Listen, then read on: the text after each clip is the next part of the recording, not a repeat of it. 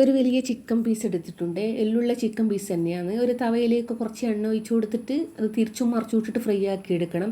Law ഫ്ലെയിമിൽ തന്നെ ആയിരിക്കണം. മുളകോ ഉപ്പോ ഒന്നും ഇടേണ്ട ആവശ്യമൊന്നുമില്ല. ഇതേപോലെ ഫ്രൈ ആക്കി എടുത്തിട്ട് ചെറിയ ചെറിയ പീസാക്കിയിട്ട് കട്ടാക്കി കൊടുക്കണം. ഇത്രയും മതി. അതേ തവയിലേക്ക് 2 തക്കാളി, 2 ഉള്ളി, കുറച്ച് വെളുത്തുള്ളി, ഒരു പീസ് ഇഞ്ചി ഇട്ട് കൊടുക്കണം. മൊത്തത്തിലങ്ങ് ഒന്നിച്ചിട്ട് കൊടുത്തിട്ട് ഹൈ ഫ്ലെയിമിൽ ഇട്ടിട്ട് നന്നായി വാട്ടിയെടുക്കണം. നല്ലോണം വാട്ടിയെടുക്കണം. ഇളക്കി കൊടുത്തുകൊണ്ടേയിരിക്കണം. ഇത്രയും മതി. ഇനി അതൊരു മിക്സി ജാറിലേക്ക് ഇട്ട് കൊടുത്തിട്ട് പേസ്റ്റ് രൂപത്തിൽ അരച്ചെടുക്കാം. വെള്ളമൊന്നും ചേർക്കേണ്ട ആവശ്യമൊന്നുമില്ല. വേണമെങ്കിൽ വെള്ളം ചേർത്താൽ മതി. തക്കാളി ഇല്ലോണ്ട് വെള്ളം ചേർക്കേണ്ട ആവശ്യമൊന്നുമില്ല. അത് അരച്ചെടുത്തിട്ടുണ്ട്. അത് നമുക്ക് മാറ്റി വയ്ക്കാം.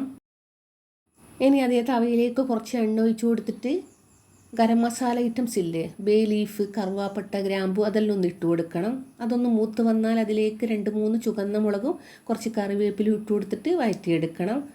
അതിലേക്ക് 1 ടീസ്പൂൺ മഞ്ഞൾപ്പൊടി, 1 ടേബിൾ സ്പൂൺ കുരുമുളക് പൊടി, 1 ടേബിൾ സ്പൂൺ മല്ലിപ്പൊടി, 1 ടീസ്പൂൺ ചുവന്ന മുളക് പൊടി, 1 ടീസ്പൂൺ ചെറിയ ജീരകം പൊടിച്ചതും ഗരം മസാല പൗഡർ ഇതെല്ലാം ഇട്ട് കൊടുക്കണം. രണ്ടാമത് ഇട്ട് കൊടുക്കുന്നത് കുറച്ച് കുറഞ്ഞുകൊണ്ടാണ്. അതേ ഐറ്റംസ് തന്നെയാണ് ഇട്ട് കൊടുക്കുന്നത്. മൊത്തത്തിൽ പച്ചമണം മാറുന്നത് വരെ വഴറ്റിയെടുക്കണം. അതിലേക്ക് അരച്ച് വെച്ച ഉള്ളി തക്കാളി പേസ്റ്റ് ഇല്ലേ, അതുകൂടി ഒഴിച്ചു കൊടുക്കാം. അതിൽ കുറച്ച് വെള്ളം കൂടി ആഡ് ചെയ്ത് കൊടുക്കാം. മൊത്തത്തിലങ്ങ് മിക്സാക്കി കൊടുത്തിട്ട് ഒരു തള വന്നാൽ ആവശ്യത്തിന് ഉപ്പ് കൂടി ഇട്ട് കൊടുക്കണേ. എന്നിട്ട് ചെറിയ ചെറിയ പീസാക്കി ഫ്രൈ ആക്കിയ ചിക്കൻ ഇല്ലേ, അതുകൂടി ഇട്ട് കൊടുക്കണം. മൊത്തത്തിൽ മിക്സാക്കി കൊടുക്കണം. എല്ലാം കൂടി നന്നായി തിളച്ച് വന്നാൽ കുറച്ച് മല്ലിയില കൂടി ഇട്ട് കൊടുക്കാം. നല്ല ടേസ്റ്റാണ് ഈ കറിക്ക്. ഏത് ഐറ്റംസിൻ്റെ കൂടെ ഇത് കഴിക്കാൻ പറ്റും. നിങ്ങൾക്ക് എന്തായാലും ഇഷ്ടപ്പെടും. ഇഷ്ടപ്പെട്ടാൽ മാത്രം സബ്സ്ക്രൈബ് ചെയ്താൽ മതി. ട്രൈ ചെയ്യാത്തവരാണെങ്കിൽ ഇങ്ങനെ ഒന്ന് ട്രൈ ചെയ്ത് നോക്കണേ. ചിക്കൻ ഇഷ്ടപ്പെടാത്തവർ പോലും ഈ കറി നന്നായി ഇഷ്ടപ്പെടും.